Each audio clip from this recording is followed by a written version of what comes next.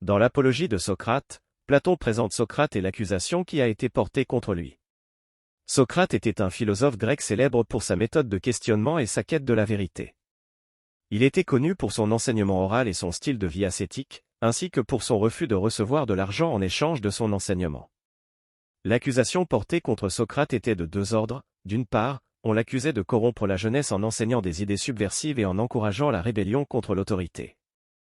D'autre part, on l'accusait d'impiété en refusant de reconnaître les dieux de la cité et en introduisant des divinités étrangères. Socrate a rejeté ces accusations et a tenté de se défendre devant le tribunal. Platon, dans son livre, donne la parole à Socrate pour qu'il puisse réfuter ces accusations et montrer sa philosophie de vie. Cette présentation de Socrate et de l'accusation pose les bases du débat philosophique et moral qui est au centre de l'apologie de Socrate. Le contexte historique et juridique de l'apologie de Socrate est important pour comprendre le procès de Socrate et les enjeux qui ont entouré son accusation et sa condamnation. Le procès de Socrate a eu lieu en 399 avant Jésus-Christ à Athènes, une cité grecque où la démocratie était en place.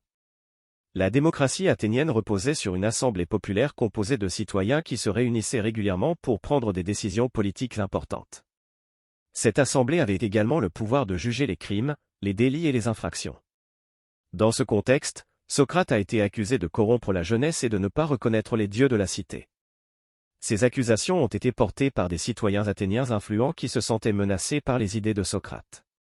Ces idées étaient perçues comme subversives et en contradiction avec les valeurs et les traditions de la cité. Le tribunal qui a jugé Socrate était composé de 501 citoyens tirés au sort. Socrate a été jugé selon les lois en vigueur à l'époque, qui prévoyaient que l'accusé devait se défendre seul devant le tribunal et qu'il pouvait être condamné à mort s'il était déclaré coupable. Le procès de Socrate a donc été une affaire très politique, qui a mis en lumière les tensions entre les idéaux philosophiques de Socrate et les valeurs de la cité athénienne. La présentation du contexte historique et juridique dans l'apologie de Socrate permet de comprendre les enjeux de ce procès et la position de Socrate face aux autorités politiques et religieuses de son temps. Elle souligne également la complexité des relations entre la philosophie et la politique dans la Grèce antique, et la difficulté pour les penseurs de l'époque de concilier leurs idées avec les exigences de la cité. La deuxième partie de l'apologie de Socrate est consacrée à sa défense devant le tribunal. Socrate utilise cette occasion pour répondre aux accusations portées contre lui et pour expliquer sa philosophie de vie. Socrate commence sa défense en soulignant qu'il est accusé injustement et qu'il n'est pas un orateur expérimenté comme ses accusateurs. Il rejette l'idée de faire un discours préparé et préfère s'exprimer spontanément, en utilisant un langage simple et direct. Cette approche renforce l'image de Socrate en tant qu'homme authentique et sincère, qui ne cherche pas à manipuler les juges avec des discours sophistiqués. Il aborde ensuite les accusations une par une. Concernant l'accusation de corrompre la jeunesse, Socrate affirme qu'il n'a jamais prétendu être un enseignant formel et qu'il n'a jamais demandé d'argent en échange de ses enseignements. Au contraire, il soutient que son seul objectif était de conduire les jeunes à la recherche de la sagesse et à l'examen critique de leurs propres croyances. Il se défend en affirmant que la véritable corruption de la jeunesse provient de l'ignorance et de l'absence de questionnement, et non de son influence. En ce qui concerne l'accusation d'impiété, Socrate affirme qu'il croit en un Dieu suprême et qu'il n'a jamais cessé de se conformer aux rites religieux de la cité. Cependant, il remet en question les croyances traditionnelles et cherche à comprendre la nature de la divinité à travers l'examen rationnel. Il affirme que sa quête de sagesse et son interrogation incessante sont en réalité une manifestation de piété, car il considère que la recherche de la vérité est un devoir envers les dieux. Socrate profite également de sa défense pour exprimer son mépris envers ses accusateurs et pour critiquer le système judiciaire. Il affirme que ses accusateurs cherchent à le condamner par ressentiment et par peur de remettre en question leurs propres croyances et convictions. Il critique également le jury en soulignant le risque de juger un homme innocent par ignorance ou par préjugé. La première partie de la défense de Socrate met en avant sa philosophie de vie axée sur la recherche de la vérité et le questionnement constant. Il se présente comme un homme intègre, soucieux du bien-être de la jeunesse et respectueux des principes religieux, tout en critiquant ses accusateurs et le système judiciaire qui le condamne. Cette partie met en évidence les valeurs et les idéaux de Socrate, ainsi que son courage face à l'adversité. Dans la première partie de sa défense, Socrate se confronte directement à ses accusateurs en réfutant leurs arguments et en exposant sa propre vision des faits. Socrate commence par aborder les rumeurs et les préjugés qui circulent à son sujet. Il reconnaît que sa réputation a été ternie par les calomnies et les mensonges répandus par ses détracteurs. Cependant, il affirme que ces rumeurs ne sont que des fabrications visant à discréditer sa personne et à affaiblir sa défense. Ensuite, Socrate réfute point par point les accusations formulées contre lui. Il se défend en montrant que les témoignages présentés à son encontre sont basés sur des malentendus ou des interprétations erronées de ses propos. Il souligne qu'il n'a jamais prétendu être un sage ou un détenteur de connaissances absolues, mais qu'il se considère plutôt comme un homme conscient de son ignorance et engagé dans une quête perpétuelle de la vérité. Socrate met en évidence le fait que son activité principale consiste à interroger les autres et à les inciter à remettre en question leurs propres convictions. Il explique que son but est d'amener les individus à prendre conscience de leurs lacunes intellectuelles et à développer leur esprit critique. Il soutient que cette démarche, bien loin de corrompre la jeunesse, est en réalité bénéfique pour leur éducation et leur formation morale. De plus, Socrate met en avant sa propre modestie et sa prudence dans ses interactions avec les autres. Il insiste sur le fait qu'il ne prétend jamais posséder la vérité, mais qu'il cherche simplement à explorer les questions fondamentales de la vie et à encourager les autres à faire de même. En se défendant contre ses accusateurs, Socrate ne se limite pas à réfuter les charges portées contre lui, mais il souligne également l'importance de sa mission philosophique. Il explique que sa quête de la sagesse et sa pratique de l'interrogation sont essentielles pour le bien-être de la société et pour le développement de la vertu individuelle. Ainsi, Socrate se défend en rejetant les accusations infondées et en mettant en avant sa méthode philosophique axée sur l'examen de soi et la recherche de la vérité. Il cherche à démontrer que sa démarche n'est pas nuisible, mais qu'elle est au contraire essentielle pour l'éducation morale et intellectuelle des individus. Dans la deuxième partie de sa défense, Socrate aborde son mode de vie et expose les principes fondamentaux de sa philosophie. Socrate présente d'abord sa philosophie comme une mission divine. Il rapporte une légende selon laquelle l'oracle de Delphes l'a désigné comme le plus sage des hommes, ce qui l'a amené à entreprendre sa quête de sagesse et de vérité. Il affirme que cette mission divine lui a été confiée afin de montrer aux autres la nécessité de l'examen de soi et de l'acquisition de la sagesse. En ce qui concerne son mode de vie, Socrate se présente comme un homme simple et modeste. Il déclare qu'il n'a jamais été intéressé par les richesses matérielles ni par les honneurs et les privilèges de la vie politique. Au lieu de cela, il consacre son temps à l'étude de la philosophie et à la recherche de la vérité. Socrate met l'accent sur son engagement envers la vertu et la moralité. Il soutient que l'essence de sa philosophie réside dans la recherche du bien et dans l'attention portée à l'amélioration de soi et des autres. Il affirme que l'objectif ultime de la vie humaine est d'atteindre la vertu, et que cela ne peut être réalisé qu'à travers la connaissance de soi et l'examen critique de ses propres actions et croyances. Socrate insiste également sur le fait qu'il ne prétend pas détenir la vérité absolue, mais qu'il considère le questionnement et la discussion comme des moyens essentiels pour approcher la vérité.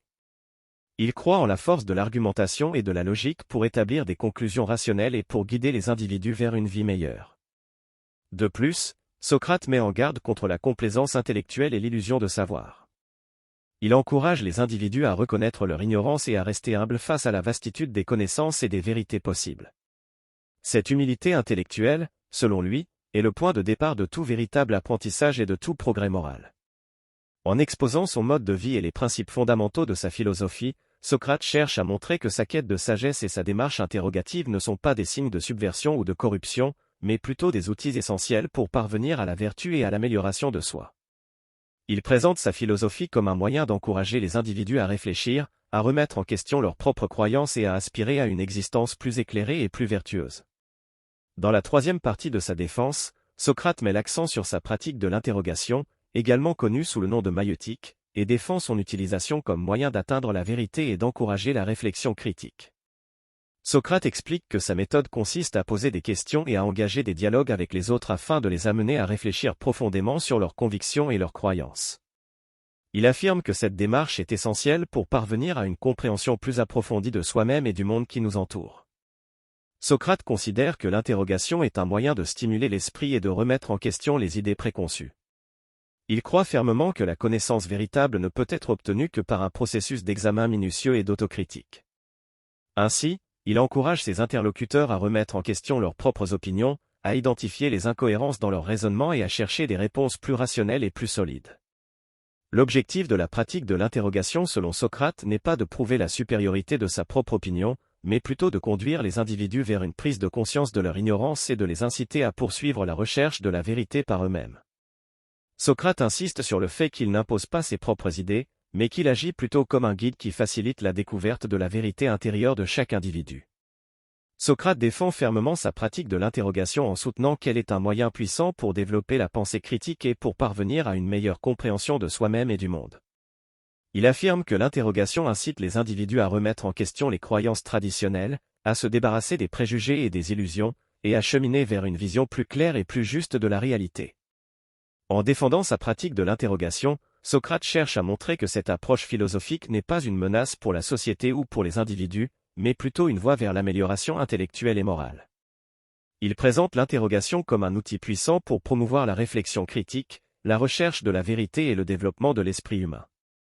La troisième partie de l'apologie de Socrate est consacrée à la réfutation spécifique des accusations portées contre lui lors de son procès. Socrate aborde d'abord l'accusation selon laquelle il corrompt la jeunesse. Il argumente en démontrant que sa démarche philosophique vise en réalité à éveiller les esprits des jeunes et à les inciter à remettre en question leurs croyances. Il soutient que son intention est de les conduire vers la vertu et la sagesse en les amenant à reconnaître leur propre ignorance. Socrate réfute l'idée selon laquelle il cherche à influencer les jeunes de manière négative, et insiste sur le fait que son unique préoccupation est leur bien-être moral et intellectuel. En ce qui concerne l'accusation d'impiété, Socrate se défend en affirmant qu'il croit en l'existence des dieux, mais qu'il remet en question les conceptions traditionnelles et les superstitions. Il explique que son attitude critique envers les croyances religieuses est motivée par sa quête de la vérité et de la compréhension. Il soutient que sa recherche de la sagesse et sa pratique de l'interrogation ne sont pas incompatibles avec la piété, mais au contraire, qu'elles en sont une manifestation sincère. Socrate rejette également l'idée selon laquelle il aurait cherché à se constituer en opposition à la démocratie athénienne. Il insiste sur le fait qu'il n'a jamais eu d'ambition politique et qu'il s'est toujours efforcé d'agir en accord avec les lois de la cité. Il admet cependant que ses enseignements philosophiques ont pu susciter des interrogations chez certains individus sur le fonctionnement de la démocratie et sur la validité des opinions populaires. Néanmoins, il nie toute intention de subversion et souligne que son objectif était simplement d'encourager une réflexion plus profonde et une compréhension plus éclairée des enjeux politiques. En réfutant ces accusations, Socrate cherche à démontrer la fausseté des charges portées contre lui et à clarifier sa position philosophique et morale. Il met en évidence le fait que sa démarche n'est pas motivée par des intentions néfastes, mais par un profond souci de vérité, de vertu et de justice. Socrate cherche à rétablir sa réputation en montrant que ses actions et sa philosophie sont guidées par des principes élevés et nobles, plutôt que par des intentions malveillantes ou subversives. Dans la troisième partie de son discours de défense, Socrate aborde spécifiquement l'accusation selon laquelle il corrompt la jeunesse. Il se défend vigoureusement contre cette accusation en exposant sa véritable intention et sa méthode pédagogique. Socrate commence par souligner que l'accusation de corruption de la jeunesse est basée sur des malentendus et des préjugés. Il affirme que les jeunes qui l'ont côtoyé et ont été influencés par sa présence ont connu une amélioration morale et intellectuelle plutôt qu'une dégradation. Il rappelle également que la responsabilité de l'éducation des jeunes incombe non seulement à lui-même, mais aussi à leurs parents et à la société dans son ensemble. Il explique ensuite sa méthode pédagogique, qui consiste à engager des dialogues avec les jeunes, à les questionner sur leurs croyances et leurs valeurs, et à les inciter à remettre en question leurs propres convictions. Socrate soutient que son but n'est pas de leur imposer des idées, mais de les amener à réfléchir par eux-mêmes et à développer leur esprit critique. Il considère cela comme essentiel pour le développement moral et intellectuel des jeunes. Socrate rejette l'idée selon laquelle il aurait cherché à inculquer des valeurs contraires à celles de la société. Au contraire, il affirme qu'il encourage les jeunes à se conformer aux lois et aux normes de la cité, tout en les invitant à une réflexion plus profonde sur les questions morales et philosophiques. Sa démarche vise à éveiller leur esprit et à les encourager à devenir des citoyens responsables et vertueux. En outre, Socrate soutient que la véritable corruption de la jeunesse se produit lorsque les individus adoptent des croyances irrationnelles, des préjugés et des comportements immoraux. Il affirme que sa pratique de l'interrogation et de la recherche de la vérité est un remède contre cette corruption, car elle les pousse à remettre en question ces mauvaises influences et à rechercher une vie fondée sur la rationalité et la vertu.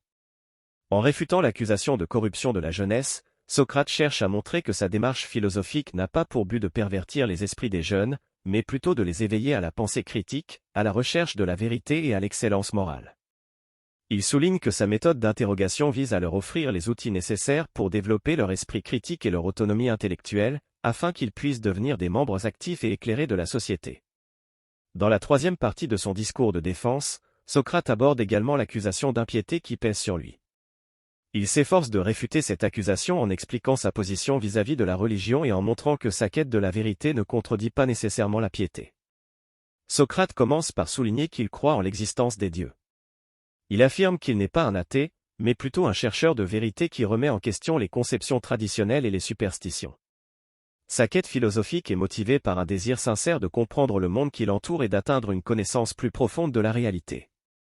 Il soutient que son attitude critique envers les croyances religieuses ne signifie pas qu'il rejette la piété ou qu'il cherche à défier les dieux. Au contraire, il affirme que son interrogation et son examen des croyances traditionnelles sont une manifestation de piété authentique, car il cherche à se rapprocher de la vérité et à comprendre la volonté des dieux de manière plus profonde. Socrate rejette également l'accusation selon laquelle il aurait introduit de nouvelles divinités ou dévié de la religion établie.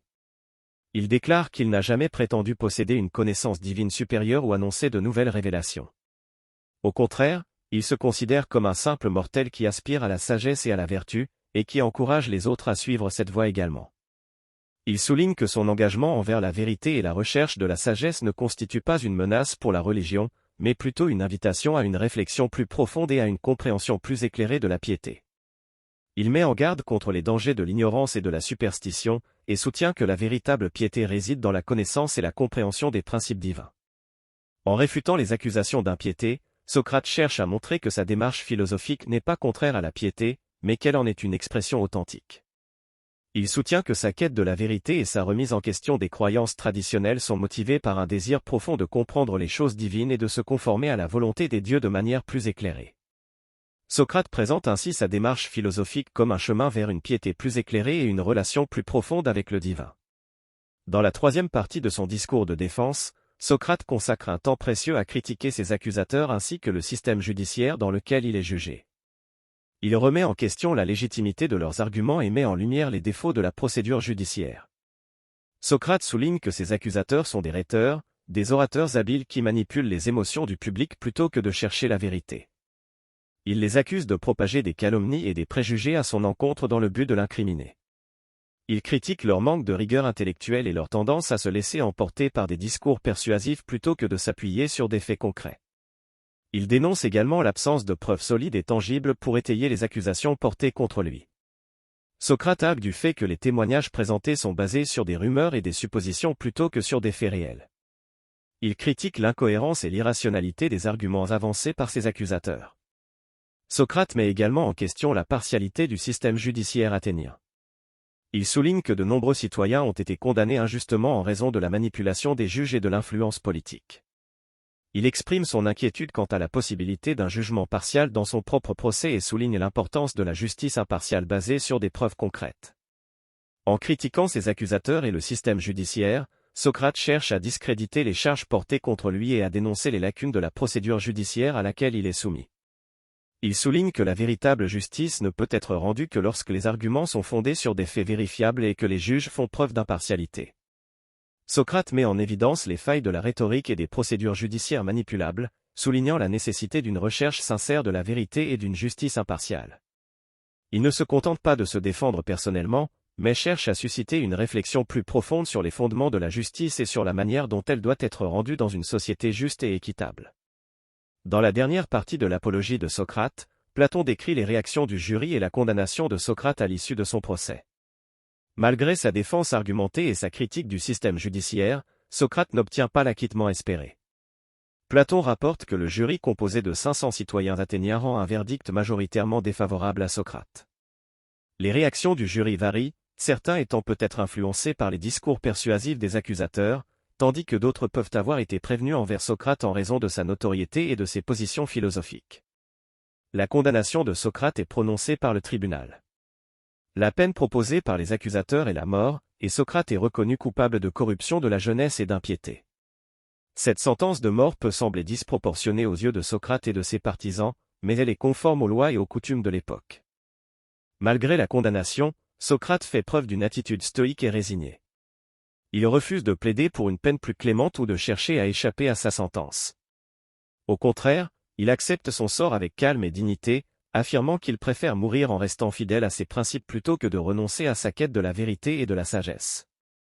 La condamnation de Socrate marque la fin tragique de sa vie, mais elle renforce également l'impact de son héritage philosophique.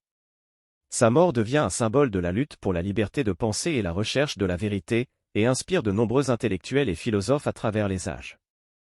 Les réactions du jury et la condamnation de Socrate mettent en évidence les tensions entre les idéaux philosophiques de Socrate et les valeurs traditionnelles de la société athénienne.